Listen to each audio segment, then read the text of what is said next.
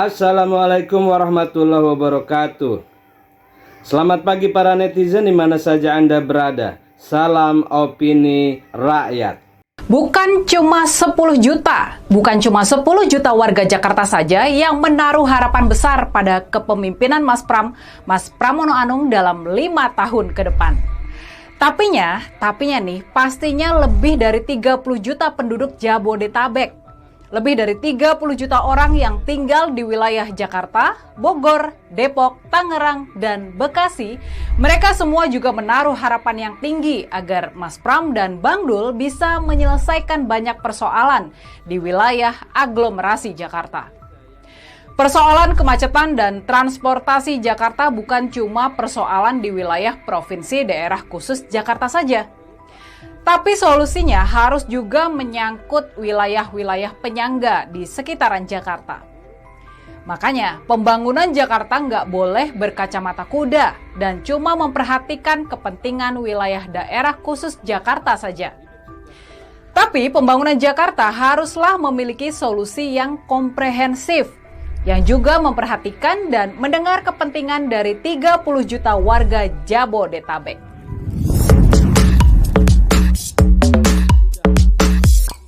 Jarang orang yang menyadari, jarang orang yang mengetahui kalau Jakarta adalah wilayah aglomerasi terbesar kedua di dunia. Dengan jumlah penduduk mencapai 33,75 juta orang di tahun 2022, posisi aglomerasi Jakarta hanya kalah dari aglomerasi Tokyo Yokohama di Jepang yang memiliki populasi mencapai 37,73 juta penduduk. Di bawah Jakarta ada New Delhi di India dengan 32,22 juta penduduk. Lalu ada aglomerasi Guangzhou di Cina dengan 26,94 juta penduduk dan juga Mumbai di India dengan 24,97 juta penduduk. Dari 10 wilayah aglomerasi terbesar di dunia, hanya 2 yang letaknya di luar benua Asia, yakni Sao Paulo, Brazil di urutan ke-8 dengan 23,08 juta penduduk dan kota Meksiko di negara Meksiko di urutan ke-10 dengan jumlah populasi mencapai 21,80 juta jiwa.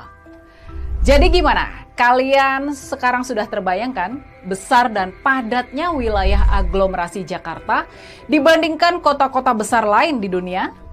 Jakarta ada di urutan kedua sebagai aglomerasi terbesar di dunia. Sudah pasti persoalan di Jakarta jadi sangat besar dan kompleks. Terlebih lagi Jakarta merupakan kota yang sangat beragam. Dia merupakan melting pot atau ruang pertemuan dari beragam suku, budaya, dan juga agama. Di Jakarta tidak ada suku mayoritas. Sekitar 35% populasi adalah suku Jawa yang juga sangat beragam. Lalu ada 28% suku Betawi, 15% suku Sunda, 5% Tionghoa, 3% Batak, 3% Minang, dan lain sebagainya. Jakarta adalah kota yang dipenuhi oleh pendatang.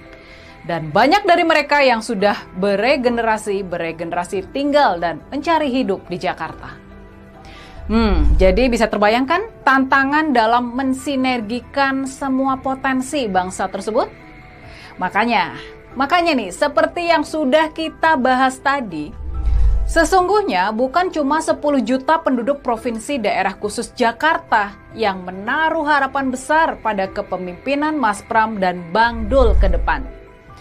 Tapinya sekitar 33,75 juta penduduk yang tinggal di Jakarta, Bogor, Depok, Tangerang, dan Bekasi, mereka semua sangat berharap agar Jakarta dan aglomerasi Jakarta bisa ditata dengan baik dan menjadi wilayah yang nyaman sebagai tempat tinggal dan mencari nafkah. Makanya nih, ke depan sudah pasti sinergi yang dilakukan oleh Mas Pram dengan para pemimpin daerah lain di wilayah aglomerasi Jakarta dengan Wali Kota Bekasi, Bupati Bekasi, Wali Kota Bogor, Bupati Bogor, Wali Kota Depok, Wali Kota Tangerang, Bupati Tangerang hingga Wali Kota Tangerang Selatan, Sinergi yang bisa dibangun oleh Mas Pram dengan mereka bakal sangat penting dan krusial. Dan tentunya sebagai pendukung Mas Pram dan Bang Dul di pemilihan gubernur lalu, kita gembira dengan komitmen Mas Pram buat fokus 100% bekerja dalam memajukan Jakarta. Mas Pram cuma mau memimpin Jakarta 1 periode saja. Dia cuma mau jadi gubernur Jakarta buat 1 periode saja. Komitmen ini penting. Komitmen ini bahkan sangat penting. Sebab dengan komitmen dan time frame waktu seperti ini, Mas Pram terbebas dari beban elektoral, dari beban menjaga popularitas buat menghadapi pemilu berikutnya. Tanpa ambisi buat maju di pemilihan umum berikutnya, Mas Pram bakal lebih leluasa dalam mengambil keputusan-keputusan yang semata-mata demi kepentingan warga Jakarta dan masa depan Jakarta. Tanpa ambisi buat maju di pemilihan umum berikutnya, Mas Pram bisa terbebas dari tekanan-tekanan kelompok politik.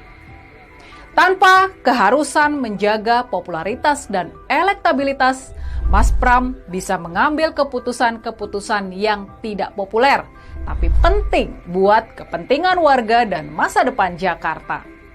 Tanpa keharusan menjaga popularitas dan elektabilitas, Mas Pram bakal terbebas dari keharusan menjaga citra dan terjerembab dalam politik pencitraan. Harapan kita dalam 5 tahun ke depan, Mas Pram dan Bang Dul bisa benar-benar membawa perubahan yang sangat berarti. Bakal membawa banyak perbaikan bagi kehidupan dari 10 juta warga Jakarta dan juga 33 juta warga Jabodetabek. Selamat bertugas buat Mas Pramono Anung dan Bang Dul Rano Karno. Wali, terima kasih. Terima kasih dan selamat. Saya sungguh berharap Jakarta bisa bekerja sama baik dengan Kota Bekasi, karena memang saya begitu pertama kali di Jakarta, saya tinggal di Bekasi. Saya lama tinggal di Taman Galaksi, kemudian di Jati Bening Estate, sehingga saya tahu bagaimana Bekasi berkembang, dan mudah-mudahan dalam kepemimpinannya Pak Wali Kota Tri ini Bekasi menjadi lebih maju, lebih baik, dan masyarakatnya merasakan sejahtera. Ya, alhamdulillah, sukses.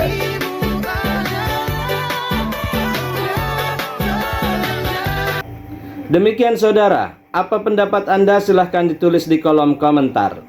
Terima kasih telah menyaksikan video ini sampai selesai. Salam hormat. Wassalamualaikum warahmatullahi wabarakatuh.